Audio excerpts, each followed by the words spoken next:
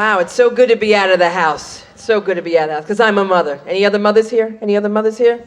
Yeah, it's great. It's great to be out of the house when you're a mother, because there's only one thing you hear all day when you're a mother, and you have 2 kids under the age of 6. Who lives in a pineapple under the sea?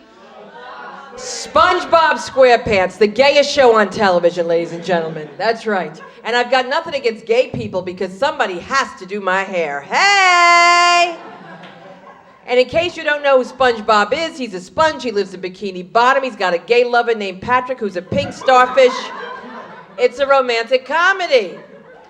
So I have to tell you, I saw the movie in Manhattan and I was shocked. There's this white woman sitting next to me and she says, "Oh my God, this movie has homosexual overtones." Mothers don't care about the movies. We're there to take a nap. And then she says, "Did you hear about Barney?" I said, "What happened to Barney? Because if anything happens to Barney, I'll have a heart attack. Because of Barney, I'm able to use the bathroom, ladies and gentlemen." She said, "You know, when the lights come on, Barney's black." I said, my, isn't that special? Because when the lights come on this theater tonight, guess who else is black? Hey! All right, that's a joke that only black people and security guards get. So anyway, I'm a mother. I had 2 kids within 2 years. There's a term for that, and it's called suicidal. That's right, which has made me homicidal. Now, with the first baby, the doctor said when the pain gets to be too rough, just call us, and we'll give you a pain blocker. And I said, too late. You should have given me a pain blocker for the first 5 years of my marriage. Because you see, ladies and gentlemen, I have a Jewish mother-in-law. Okay, people who didn't get the SpongeBob joke, I am a black woman with a Jewish mother-in-law. Now, you know the only thing we have in common. We don't want to get our hair wet.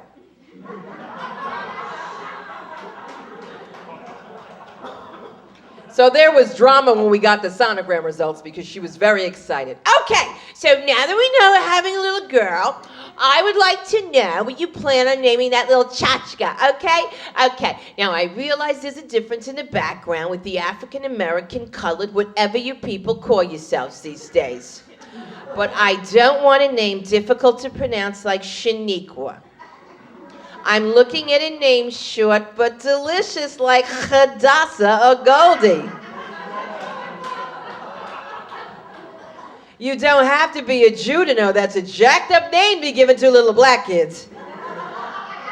They're going to be running around in Harlem, USA with their cousins Rashid and Rashida. Yo Hadassah, yo Goldie, yo my sisters, what's up? But there was drama when I met my mother-in-law. My husband decided to introduce me to his mother for Passover. For Passover. In the car on the way to the Passover Seder, he leans over and says, "Look, we're not going to tell Mommy you're black." I'm thinking that's smart. She'll never notice. But she noticed, and that's when I noticed that Jews can't whisper. Have you noticed this, ladies and gentlemen? Unbelievable. Because, you know, black people, we know how to whisper. You're like, no, see what I'm saying, we don't know what we're saying, but we know how to whisper. And that's the point of this story.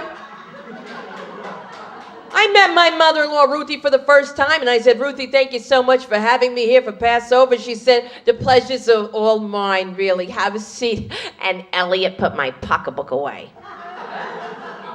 I heard that. I met my sister-in-law for the first time. She's got the longest name in Jewish American history and speaks with that North Jersey Jewish dialect, "Nyah," at the end of every sentence, like a, like a cat in heat. "Nyah, nyah." "How are you? I'm Shelley Ailman, the president of my temple in Marlborough, New Jersey." "Nyah." Then she whispers to her husband, "Oh my God, Neil, look at her. She's got light eyes and light hair, but what kind of a black person is she?" I said, "A black person who can hear, that's who. I hear white people." I meet the best friends for the first time, Edie and Mordecai. I can't make this up. We have no Mordecais in the hood yet. Edie is this big, blonde, Hungarian Jewish princess, green eyes, blue eyeshadow. Every time blinks her eyes, looks like traffic lights saying, "Go, go, go, go." You know, sweetheart, Ruthie says to me that you say that you are black. You're such a beautiful girl. Why do you want to say these things about yourself?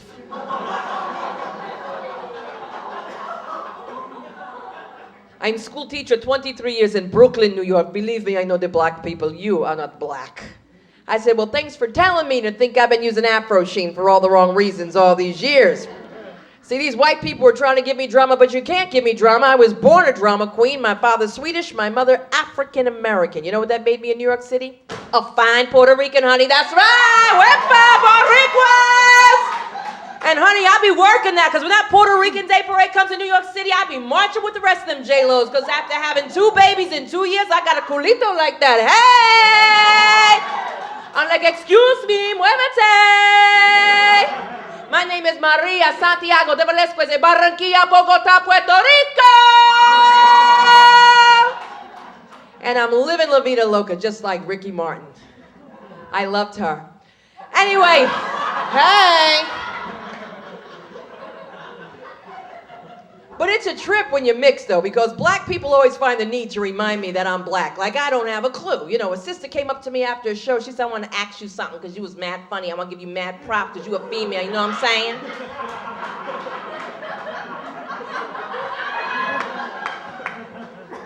I just want to ask you one thing. Is it true your father's Swedish? I said, well, as a matter of fact, that is true. She said, because that don't mean nothing, honey, because you still black. Black. A drop of black blood in you make you black. And I'm thinking, why is she trying to tell me I'm black? I know I'm black. 1 drop of water, this hair goes up like Jiffy Pop popcorn. All right? That's the price of beauty for the black woman. We can't get our hair wet. And you'll never get it. See, Caucasian women, they go into a hair salon. What do you smell? Hairspray, maybe a little gel, right? You go into a black hair salon and you smell fire!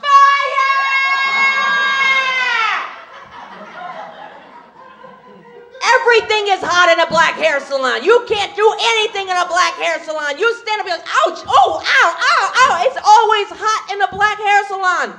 That's why it's a problem when you're involved in an interracial relationship, because what's the first thing a white boy wants to do to get his groove on? He's like, hey, what about me and you, gorgeous? You know, like jumping in the shower. I said, not today. Not unless you want to bang a wet chia pet. I don't think so.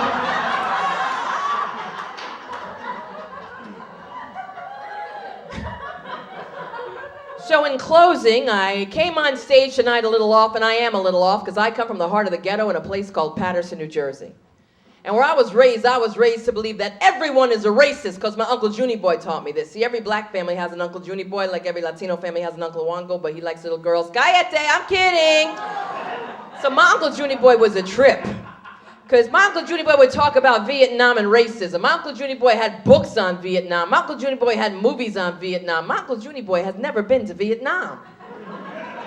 And he would preach to me about racism in Vietnam. He'd be like, yo, check it out. Check this out, man. Don't be buying no pizza from them Italians, aight? Because they racist, yo. I learned that in Nam. That's how I was raised. But now I live in New York City married to a Jew, and I'm here to tell all of you that none of that's true. Because you see, ladies and gentlemen, everyone is not a racist. Everyone is, however, a Nazi bastard. And that is what I've learned from living with a Jew. But I'll tell you where I'm paranoid most. Don't laugh at me, because I tell you something. It's you know, because I tell you, from living with a Jew, I used to be rough and tough, and I thought everyone was afraid of me. Now I'm living with a Jew, I'm paranoid and neurotic. I think everyone's talking about me, and that's what's happening from living with a Jew. But you know where I'm paranoid most? Ladies, back me up. Have you ever gone to the Korean, Malaysian, Vietnamese nail salons and think they're talking about you? I thought it was just me. I walk in, and she's too happy to see me like it's my birthday. I say, good afternoon, my name is Sunda, and I've got a 6 o'clock pedicure appointment with Kim. Oh, hello, Sunda. Mm-hmm. Whoa, annyeonghaseyo. So very good to see you today. Look so very pretty today. Mm-hmm. You are here for a pedicure. Very good. Come. Time to take off your shoes and socks now, because it's time to do soaky. We're going to soak feet, push back a cuticle, and do a clippy on a toenail. Have a seat. Very good. Pick a color. Be right back. Okay.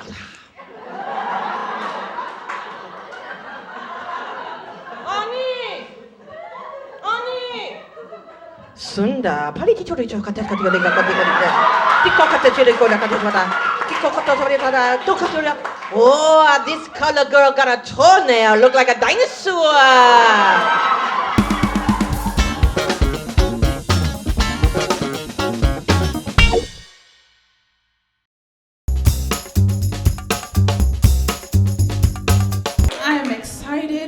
I'm excited because I am coming into myself. I'm single, which does not make me happy, so I won't lie to you. But I've decided to do something about it. Normally, I would ask where the single people are, but I don't want you to lie and act like you're happy about it. I don't want that to happen. We're over here. No, you're not. Nobody's happy about being single. Nobody wants to be single. You want somebody. The only people happy about being single are either divorced or used to get beat. That's it. They have been released from their situation and like, yes, hallelujah. No, the rest of us want somebody. Nobody wants to be alone. Nobody wants to be at the grocery store buying your own cold medicine. That is embarrassing. That's the worst. I've been there. You're sitting there in the line, little cashier, you have your soup and your Tylenol PM and whatnot. Baby, you shouldn't be outside like this. There is no one else. Leave me alone. Give me my soup. It's hurtful. But the thing that you have to remember, if you are single, try not to be bitter. I'm not going to be the bitter single person. I'm going to do the things that I need to do to find a man. That's what I'm going to do.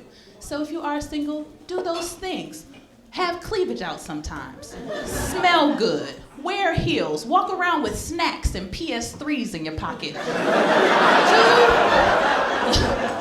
Do the things that it takes to get somebody. Just don't be bitter and think that a man's gonna fall from the sky. It's not really raining men. Nope, just a song, I promise.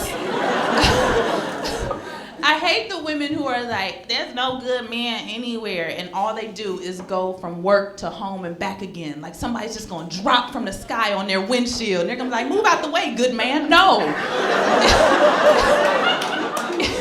It doesn't happen like that, I promise you.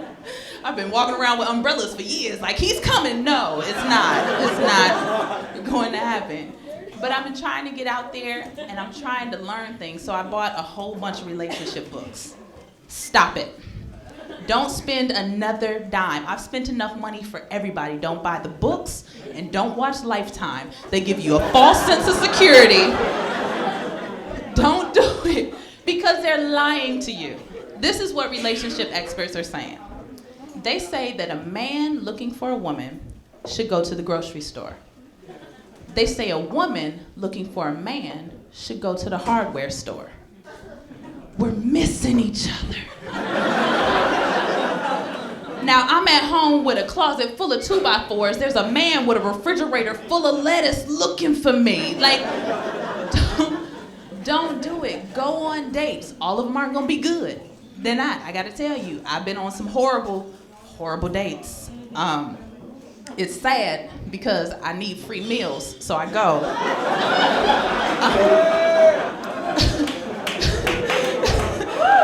But it's unfortunate, like you don't, I have to debate, like how hungry am I? God.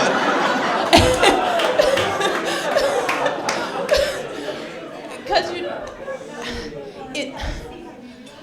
I tried to go out with this guy, and I realized that I didn't have the temperament for dumb stuff anymore. I'm getting older, and I can't take it. And he tried to impress me. We went somewhere really fancy. It had white tablecloths, and the people were walking around in ties. There were candles. I don't know if you've heard of it, Cheesecake Factory, way up here.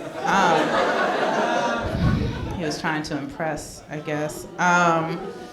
But the waitress came and gave him the menu. He stopped her and was like, whoa, whoa, whoa, whoa. Are these my options?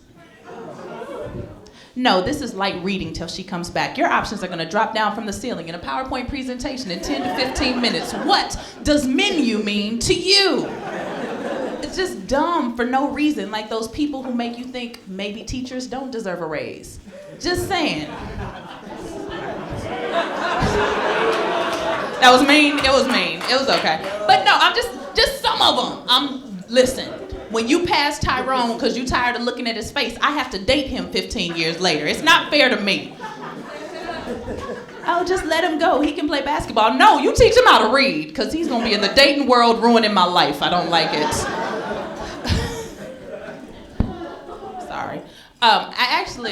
Lifetime has ruined my life in several ways. It actually convinced me to quit my job. Because on the movies, if you quit your job, they give you a raise in a bigger office to make you stay. Not in a recession. Nope. I was like, I quit. And they were like, bye, lead a stapler. That's not what the movie said. It was bad.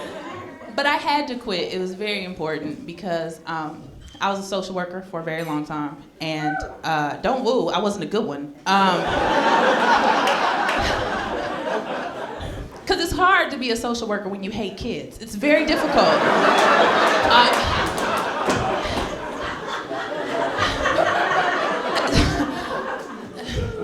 The reality is, if we're being honest, because you can be bad and say, no, everybody loves kids. No one likes kids. Nobody likes kids. You love your own. You tolerate your relatives, but you do not like kids in your core. Here's the test. Get on a plane.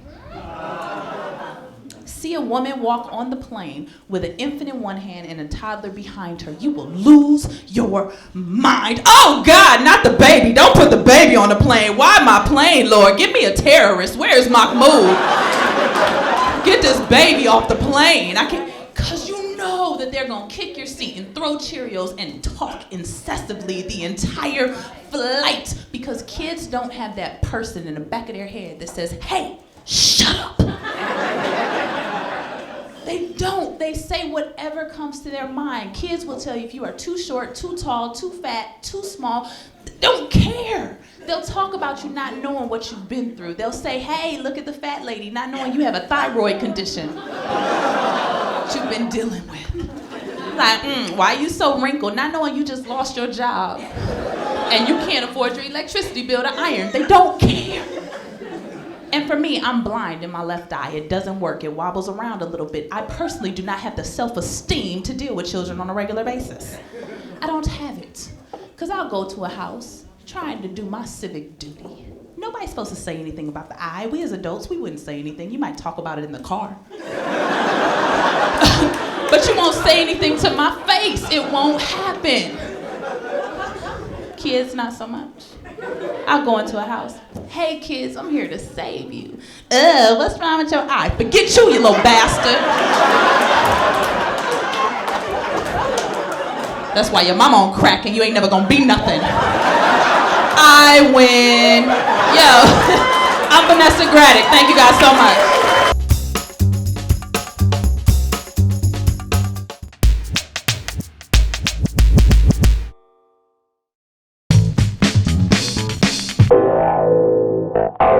I'm a full-time stand-up comedian. I'm not famous yet, and sometimes you show up to the gig, it'd be like enough people in there for like 3 games of rock, paper, scissors.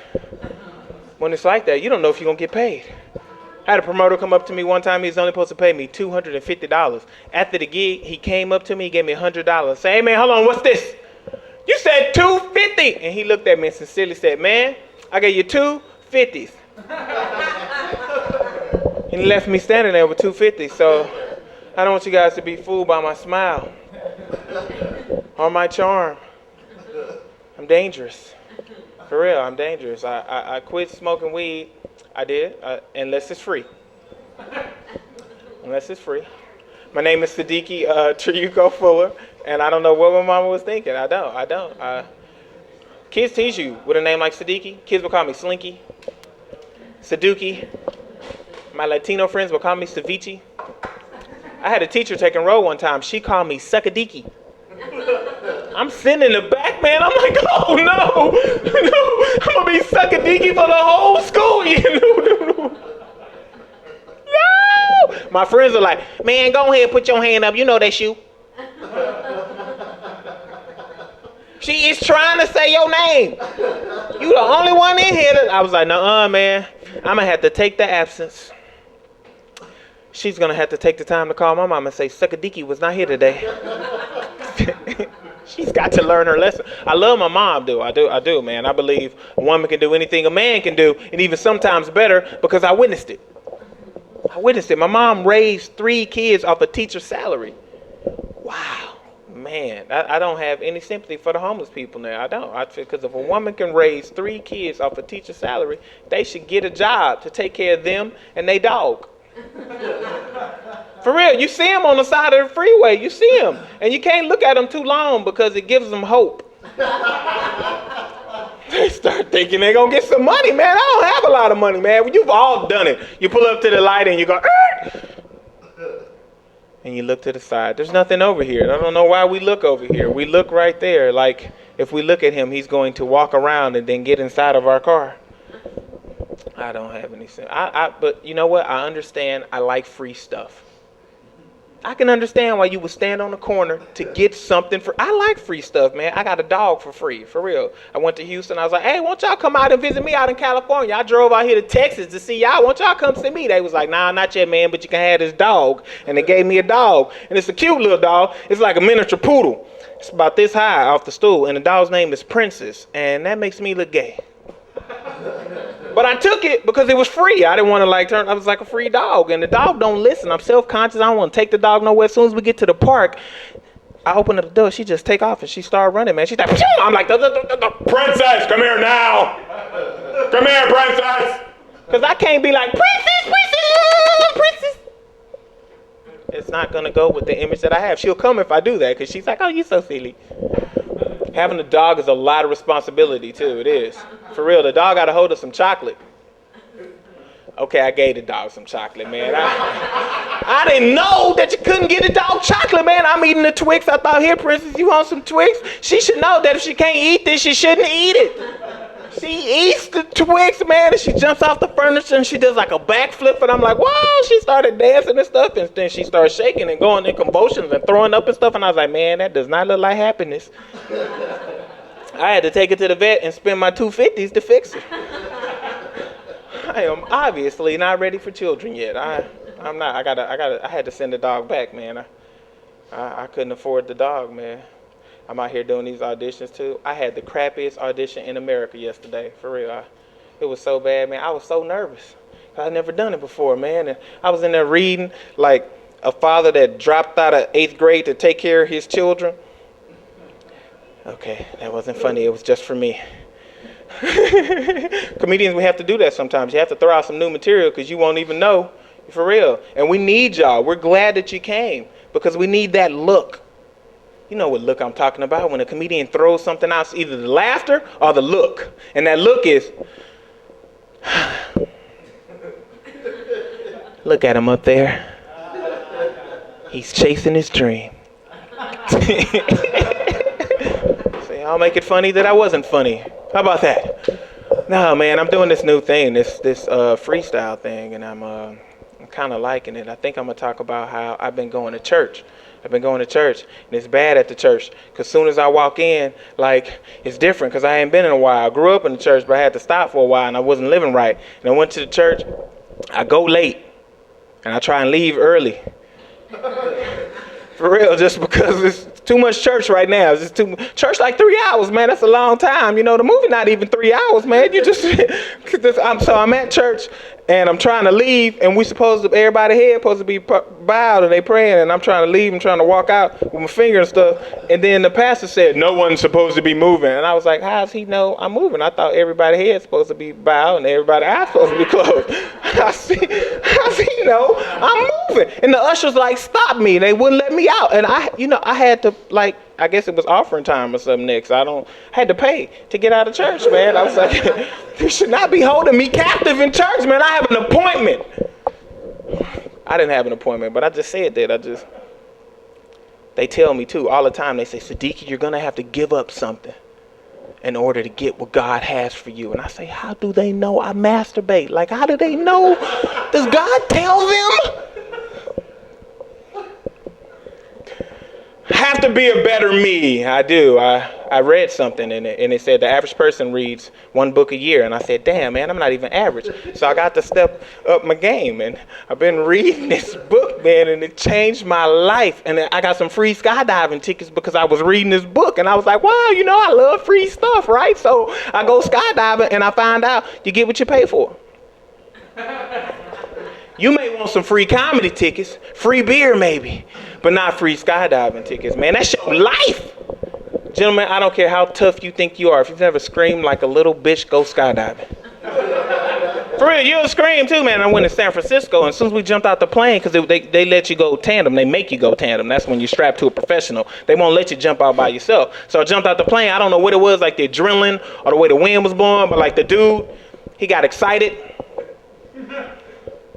I'm not comfortable telling you this, but I'm strapped to this dude. I felt violated at 12,000 feet, man. I can't do nothing, man. I'm in the air, I'm like, I'm screaming. He got more excited. He's like, He is kissing me on the back of the neck.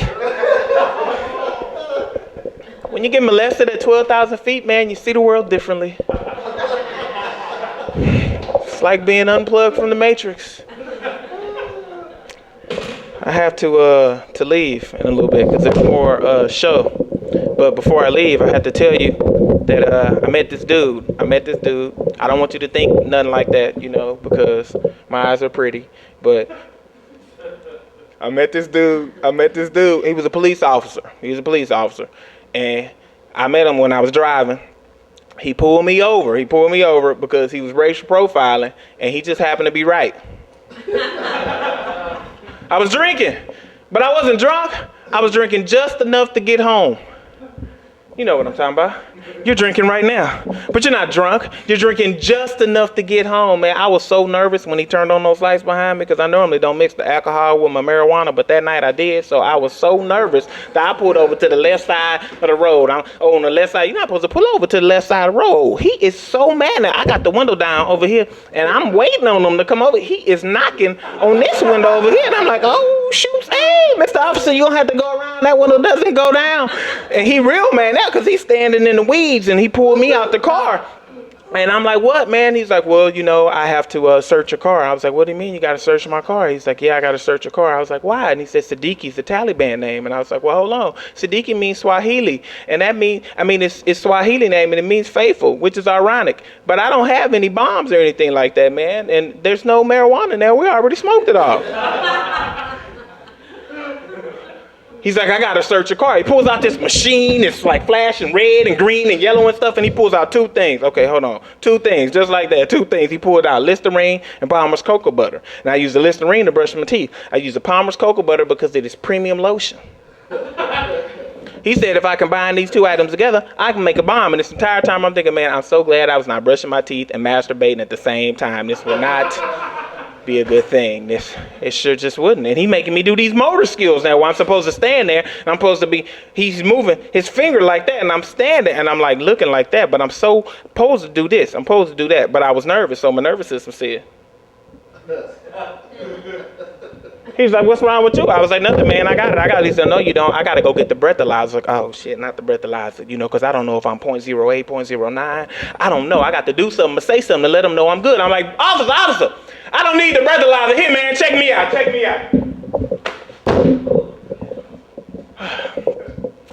He did the same thing you guys did. He's like,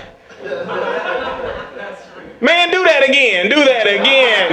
And I did it again. And he let me go, man. I said, man, I'm going to use the backflip for everything now, for every single thing.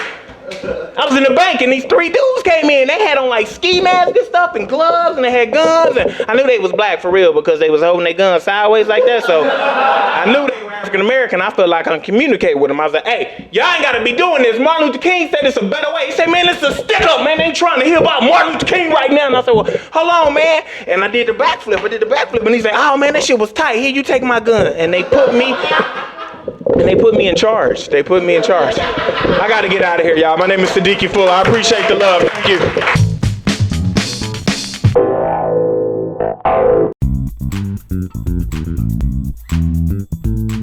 How you guys doing? That was great. You all know that I'm black now because he said it. So. It's no longer a secret. It's out there. Since I am black, I guess I should start off with something that's kind of true about myself that deals with black people, right? There's this one time I got an email sent to me, right? And I didn't know what to do with this email. This email left me baffled, puzzled, befuddled, if you will. I looked at it, and it's because the subject of this email said, "Blacks don't read." And I was really confused. I was like, okay, but like, what is this really saying? Like, is this saying black people are prone to not reading things? Or is it saying, if you're a black person, don't read this? Right? This is gonna be super racist, like Super Saiyan racist. And I was like, oh my God, I don't know what to do. How would this email know if I'm black or not? I don't understand. I know the way you click that mouse. Oh. So I went over to one of my friends. It took a while to get there. I like that. It's like gonorrhea, but eventually I made it. So I went to one of my friend's house who is not African American, and I opened it on his thing, and it actually turned out to be the first thought. It was actually like this 5-page article talking about how black people don't read things. Like if they do read it, they just skim over something, or sometimes they'll just bypass it or whatever. I mean, that's what my friend told me. Like, I didn't read it.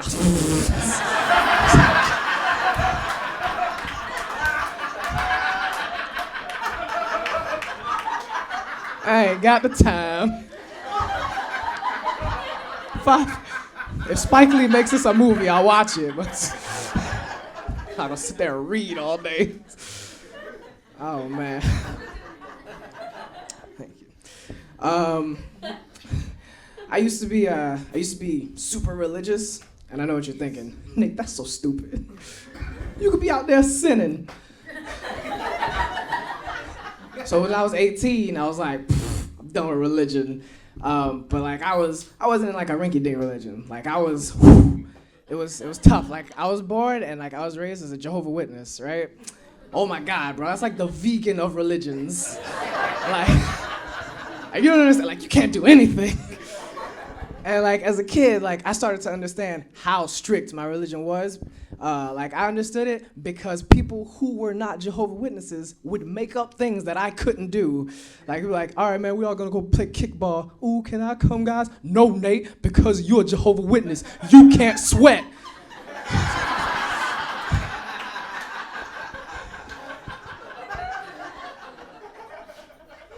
Okay. People call me, hey Nate, what you doing? Oh, watching Sailor Moon. On the TV? No! Satan gonna get you. It's not how it works. But yeah, so like when I was 18, I got out of that. And I was like, hey, all my friends, they're doing evil deeds. Let me do it too. Haven't looked back. I like that. I hope somebody in here is a Joker with us.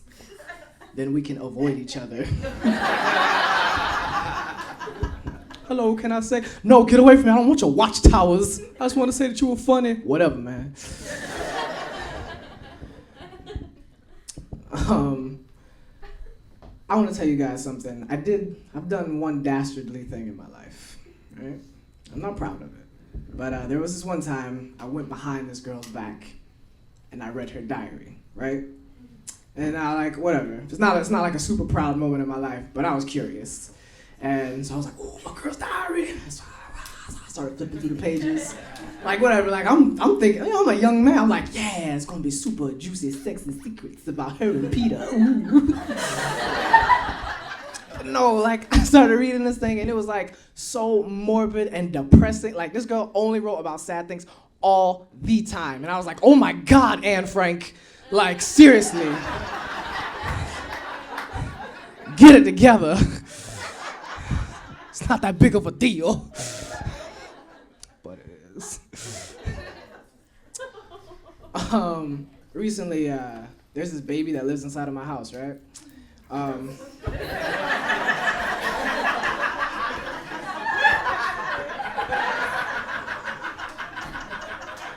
Hold on. That was cool. Like, it fell out of my eldest sister, so it's our property. So, like, yeah, we got it.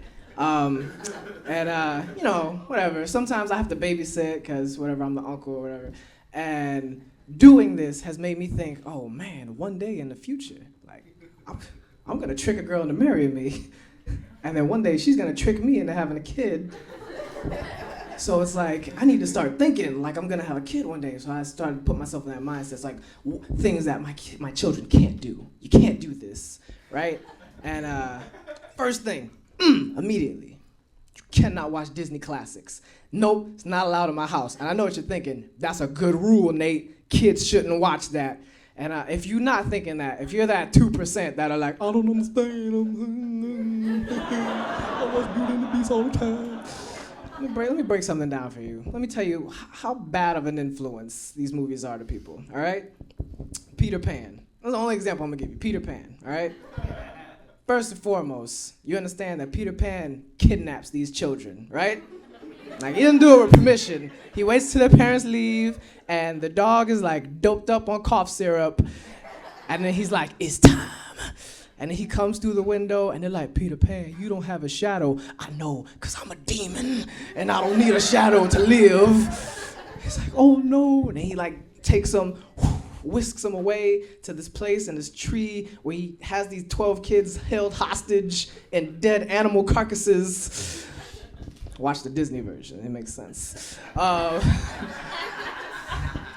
And then he's like, yeah, come on. But like the biggest thing about Peter Pan is that like he takes this dust or whatever and he like hits it right in your face, and now you're under the influence that you can fly, which is called cocaine. So it's like come on, Peter Pan. I've read Anne Frank's diary. I know what's up. I'm gonna leave you guys with this one last thing, right? Before my time is done, I have one thing on my bucket list, right? So I have to do it because it's the only thing. I have one thing on my bucket list, and that is I want to go out into the world and commit a copious amount of crimes, right? Like I want to break the law, like hardcore, right? Like I want to burn down a hospital, right? I want to rob a bank. And I want to punch a priest right in his face. I want to beach a whale with my hands, right? And then when I'm caught, 'cause I'm gonna be caught, I'm gonna turn myself in like in a 7. Like that, David Fincher fans. When I get caught or whatever, you know, I'm gonna be there in the courtroom and it's gonna be televised, like the Hunger Games. Like everybody's gonna be watching this.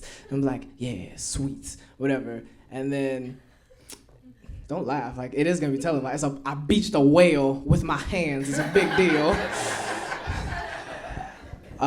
Whatever. So like, I'm gonna be there, and the judge is gonna be like, okay, Nathaniel Stroud, what do you have to say for yourself? And then I'm gonna look into the camera, straight into the soul of America. And I'm gonna say, that's what I do for a Klondike bar. All right, thank you guys. You guys have been great.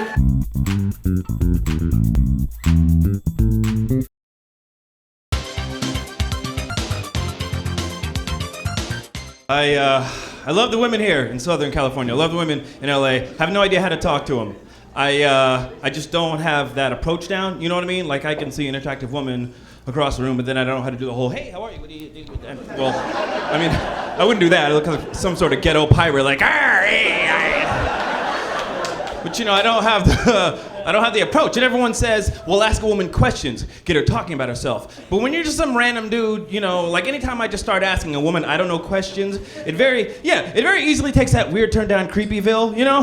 Yeah, because I can be like, hey, how you doing? What's your name? Oh, cool, do you live around here? Oh, right on, do you live alone? Do all your doors lock from the inside? Even that side door, the green one with a crack in it? You looked pretty on that treadmill the other night. I'll meet you later. You know, and that's restraining order. That's embarrassing. Plus, I've run out of places to meet women. I don't know where. Like, I was in the bank, and made the mistake of trying to ask out the teller. Which, yeah, horrible idea. You can't really ask out a woman who knows you only have $11.32 in the bank. You know, oh, dinner to movie. Oh, you're overdrawn. Get the hell away. I don't want to go to the drive-in. Get out, kid. I went on a blind date not too long ago, and, well, translation, internet date. Let's call it what it is. But her complaint about me, she said I was too much of a smartass. which is a dumb thing to say. It was just stupid conversation we were having. You ever have a conversation with someone and you have no choice but to respond in sort of a smart ass kind of way? You know, like at one point, for whatever reason, we were talking about our fears. This woman actually said these words. She goes, yeah, you know, I've always had this fear of public speaking and the Incredible Hulk. What? Yeah, which is when I had that moment, you know, where you have that on the date where you're like, oh, you're insane. Like, you know, that. But before I could think of anything halfway polite to say, what just flies out of my mouth is, oh, I know what you mean. I've always been afraid of snakes and the Hamburglar. Date over. Same conversation, and I swear to you, this girl said this. And again, I don't know how we get on this topic. I know it's weird for a first date. Don't judge me, whatever. But we were talking about the Civil War. I know, shut up. And so I said, you know, whatever it was I was talking about, you know, blah, blah, blah, Civil War. Her response to that was, I swear to you, she goes, you know, whatever happened with that anyway? Yeah.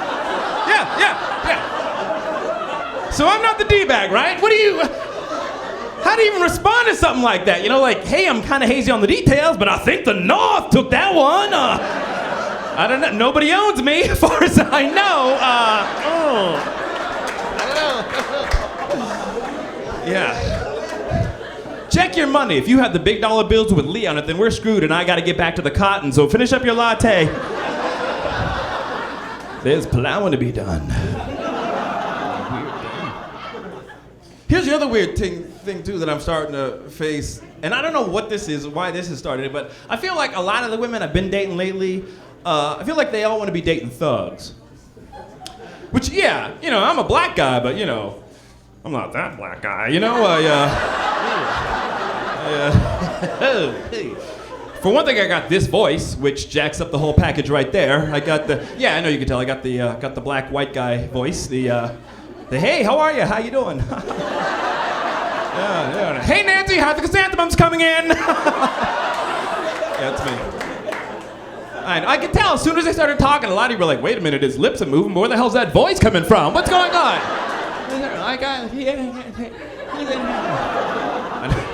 That's my confused white guy. What's going on in here? I can't see. Who's in here? Can I get some water? What's going on?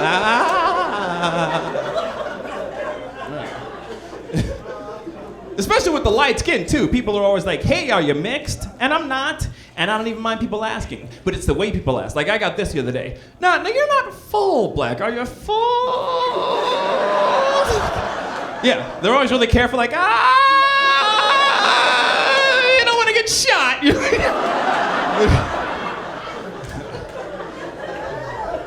I don't even know what to say to full black. No, I'm part Shih Tzu. Actually, that's, you know, what's... Just pee on his leg and run the hell away. But it's my voice at 2 a.m. I like her. Like, a lot of black folks complain about things like, what, like the police never come when we call them, you know, stuff like that in our neighborhoods, right? Not me. This voice is like having a Visa Platinum identity. In fact, a lot of my black friends call me to call the police for them. Well, it works, you know. 911, what's your emergency? Well, we have got a fiasco down here. Oh, it's bonkers. Get down here, lickety-split. Lickety-split, officers. Yeah. And when you say lickety-split, the cops will show up. You know, of course, I'm the one who gets arrested, and that sucks, but, you know. I just want to be a harder brother, you know, want to be more, you know, but that's not going to happen. Look at me, I went to Catholic school, you know, I watched Charmed. It's never going to happen. Plus, I grew up around a lot of white people. So now as a result of that, little things in me have started to change. Like lately, I've started to get nervous around certain black people. Yeah, see, just like white people get nervous around certain black people, it's happening to me now too. I was at a nightclub, this was in the hood recently, right? I walked in, I actually heard myself say, my God, they're everywhere. I apologize, that's inappropriate. Yeah, I can't blend into the hood. Me trying to blend into the hood is like C-3PO at a Wu-Tang rap show. Just don't mind, it's just a ghetto. Please, where's Master Luke? I don't know why I did that, but... The other weird thing, too, being a black entertainer and having this voice and this look, it's always weird because, you know, a lot of us, we do the acting thing as well, so I go on these auditions, and what I realize is a lot of times when people are looking to cast a black guy in their movie or TV show, they're really looking for a black guy, you know? Yeah, like the very first audition I went in Hollywood, I'll never forget this. The role was for a thug. A thug, yeah, and not a thug like, you know, see, but, you know, like... You know, like a dog, like a real. So if you go, okay, I'll sag the jeans, try to G it up, I'll act, right? Except I show up at the audition, 50 other dudes there, not acting. Yeah, and me with the freckles and the light skin, I just showed up. I might as well have just been there with like a top hat and a cane and a monocle, like, hello, gentlemen, how are you? Yes. Yes, I'm Kevin Avery. I'm here to read for the part of the hooligan. Yes, sir. Bitches ain't nothing but hoes and tricks and scene. Don't get me wrong, I could play a thug. It would just sort of have to be in some kind of theatrical, Sharks versus Jets kind of like on Broadway, whatever they could do, Thugs, the musical, that would be dope, right? Car in neutral, turn out the lights, bust a cap, it's a drive-by, right? Whole chorus line, oh, who's that keeping it real? It's me, it's who, it's we, ooh wee, hi fee! Thank you very much, I'm Kevin Avery.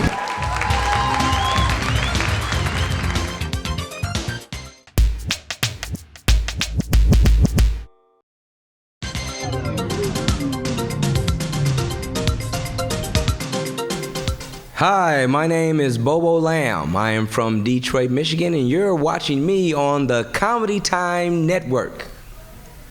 Oh yeah, how's everybody doing? I feel great. Oh, I feel so good. I've been waiting in the back. Well, I grew up so poor. Where the poor people at tonight? Yes, Jesus. The gas makes us all poor. Well, I grew up poor. I don't know about y'all, but poor black families, we potty train our kids quick. Little man, 6 weeks already on the potty already. Can't even hold his own neck up on the pot already. Go ahead, man, pot already. He's 6 weeks on the potty. White kids be big as hell, still in the stroller. Big old gym shoe hanging out the back of the stroller. White child 17 with a pacifier. Cause y'all got money already.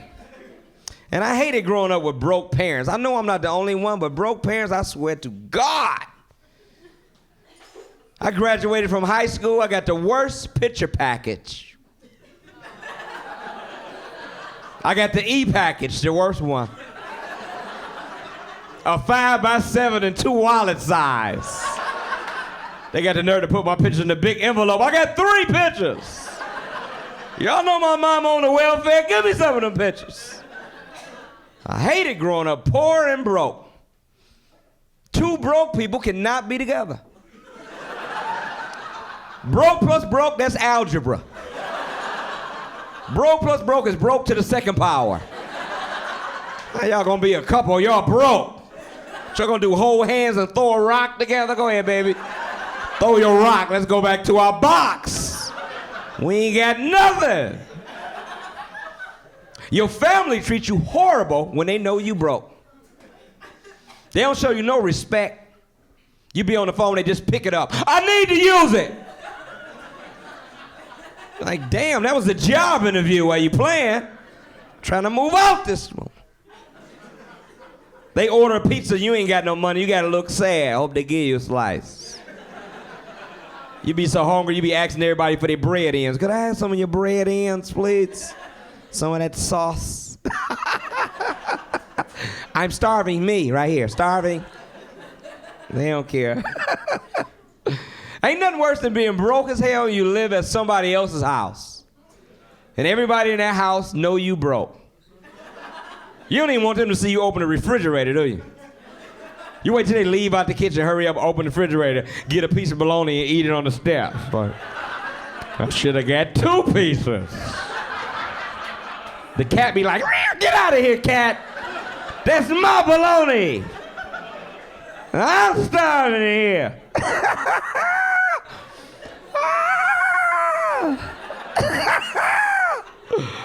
Oh, man.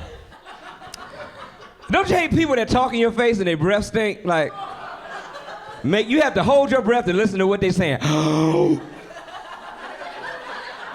Burn your eyebrows off. You get smoke coming off your eyebrows. What did you eat? Ha! I took this one woman to the movie theater, found out that her whisper stank. Her whisper stank. I'm sitting in the front trying to eat the popcorn, look at the movie. She gonna lean over talking about, pass the popcorn.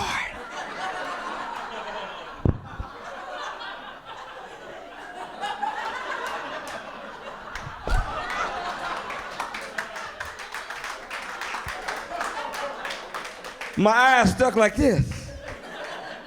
I'm like, damn, what you been eating? Doodle mints?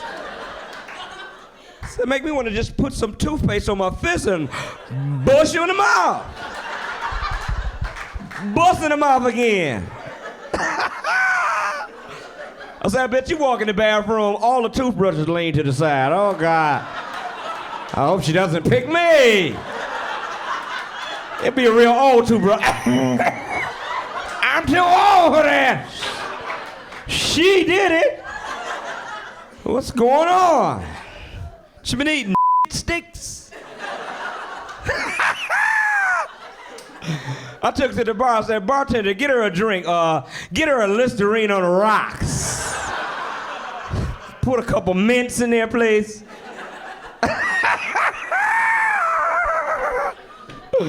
That's hilarious. And stay out of that casino. I know y'all been to the casino now. Stay out of there. You may as well be a crackhead. The casino will make you a crackhead. Because all you trying to do is win your money back. That's all you want is your money back. You been there 40 hours. What you trying to do? Win my money back. Losing hurts. And they got more money than you, so it's a setup. You know what I mean? That's when you know you shouldn't be gambling. When you be talking to yourself about stuff you should have did with the money. After you lost it all. But only low enough so you can hear it. I shouldn't even been gambling in the first place, man. If I would have been gambling, this would have never happened to me, man. I should just went on home, gave my baby mom what she said she wanted. I shouldn't even been gambling in the first place, man. You say something, I ain't say nothing. It'd be 2 weeks later after you lost. You'd be washing dishes. You be at the house washing dishes.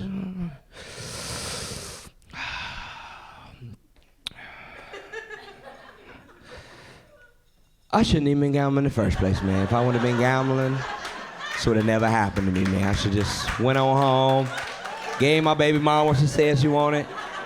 I shouldn't even been gambling in the first place, man. The police pull you over. You got your proof of insurance and registration? What are you doing driving so fast?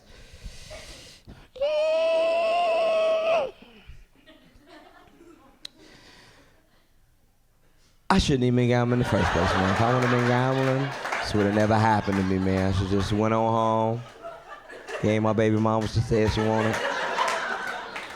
I shouldn't even been gambling in the first place.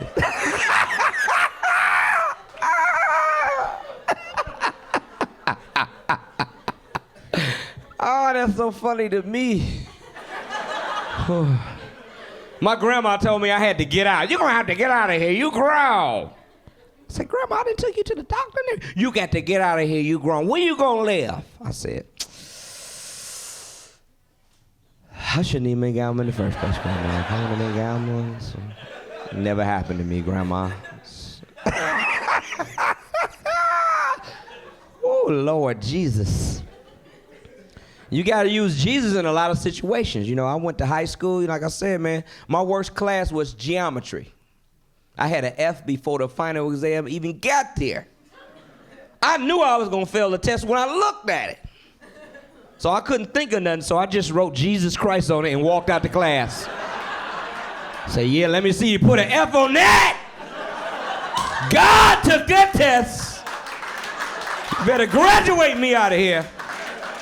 Let me out this school now.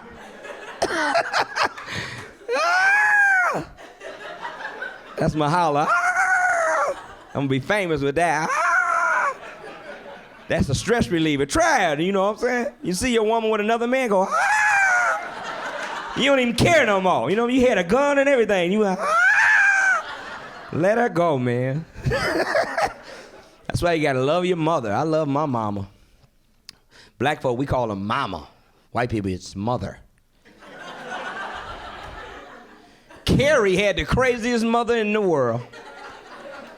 Standing behind the door with a nightgown on, you can see her little thing. I told you I smelled that Roadhouse of whiskey on his breath. I liked it. I liked it. Say it, Carrie. Eve was weak. Say it. Eve was weak, mama. She had the craziest, scariest mama in the world. You know who mama was scarier than hers? Jason's mother. Oh, my God. Did you see Friday the 13th Part 1? The scariest mother in the world. She used to come, kill her, mommy. Kill her, mommy, kill her. Kill her, mommy, kill her. Kill her, mommy. Kill her. Kill her, mommy, kill her. Kill her, mommy.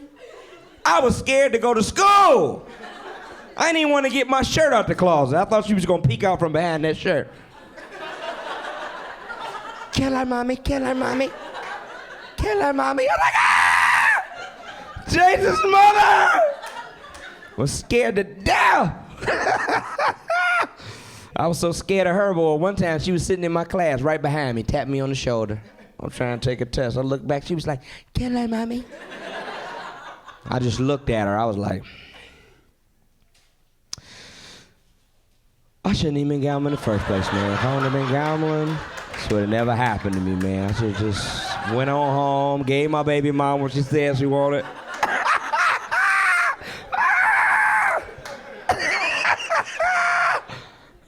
Do I got the light? Yeah, I think I got the light. All right, my name is Bobo Lamb. Thank y'all very much. Thank you. Thank you very, very much.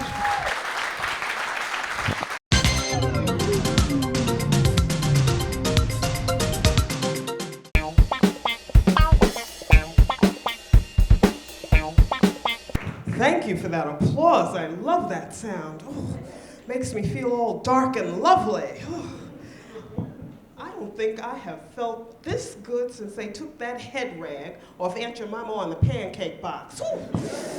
I feel good. I'm in love. Oh, when you're in love, you can really identify with this feeling. You ever come home late at night, have a really dreamy look in your eyes, close the door, hear yourself saying, baby, now it's just you and me. Realize you're talking to a pint of Haagen-Dazs ice cream. Don't hurt me, chocolate chip. Just lost 10 pounds. I just gained 10 pounds. I am tired of the American obsession with thinness. Do you know I'm having nightmares every night I dream I wake up in that place where women go to become fat mamas? I'm forced to wear a floral print muumuu. People keep calling me cholesterola. I am tired of the American obsession with thinness, and I predict that by next year, it'll all be over. Pilates, aerobics, and Nautilus will just be something that black people name their children. Pilates, get your butt in here. Now, this society fosters body issues. It really does. But my girlfriend Zipporah makes me laugh. Zipporah Lipschitz. Rhonda, you black gals have it so easy. You all have that natural beauty. Natural beauty, is she kidding? After I use Afro Sheen, Ultra Sheen, Sheen and Glow, lip gloss, and cocoa butter, I feel like I've been Simonized. I don't walk out of my bathroom after a shower, I hydroplane. Body issues, it's all the society. But I love my hair. I have to, it's the law. Black women love hair. And it doesn't even have to be our own. It could come from India, Korea, a yak's back. We will wash it, weave it, and wear it like a hat. Oh yeah. We love hair, we gotta have our wigs. Nobody can wear a wig like a black woman. Backwards. 2 at a good time. Yeah, it's true. That's true.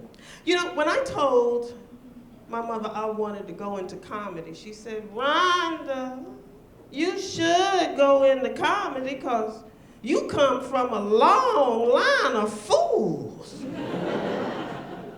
My father was a regular prankster. On their first date, he told my mother this elaborate joke. It took her 9 months to get it.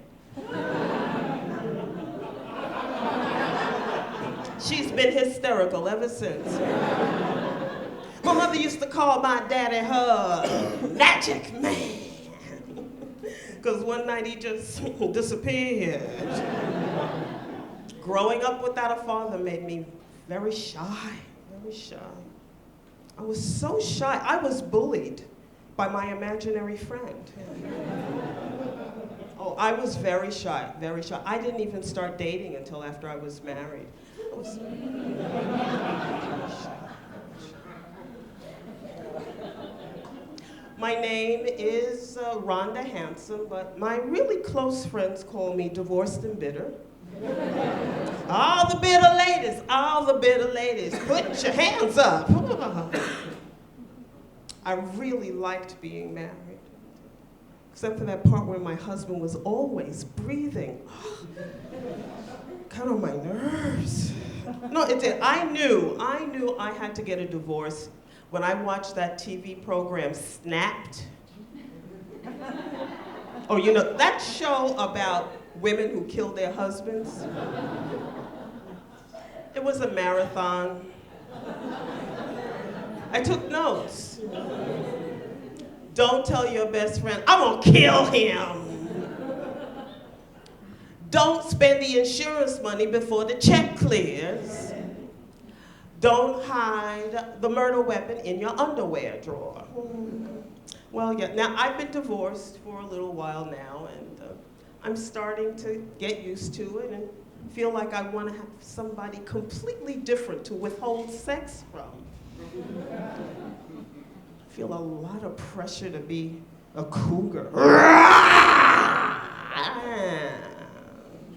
I'm a reluctant cougar. No, I am. Young men scare me. No, they do. I'm too mature to go out with a guy who has a tattoo on his face that says, duh. No, I can't do that. I can't do that. Young men are scary because you never know who you're dating. You never know who. I was actually dating a terrorist wannabe. A terrorist wannabe. I don't even believe that he was a real Muslim. No, everyone knows that prayer is Allah Akbar. Not Al, back up the car. It's not easy. Not easy. Old men love me because I never know when they're hitting on me. One old guy goes to me, hey, give me that smile. I said, give me that walker. They're terrible, they're terrible. If I would have known you were gonna be here, I'd worn my good teeth. Oh, frightening, frightening. So, did I mention that I'm a Negro? No, yeah, I'll be a Negro all night. Have you noticed how every 10 years we just change what we call ourselves? Sometimes we're black, sometimes we're Afro-American, sometimes we're third world. Why do we keep changing? You know, Jews stay Jews, Italians stay Italians, Mexicans stay about this high.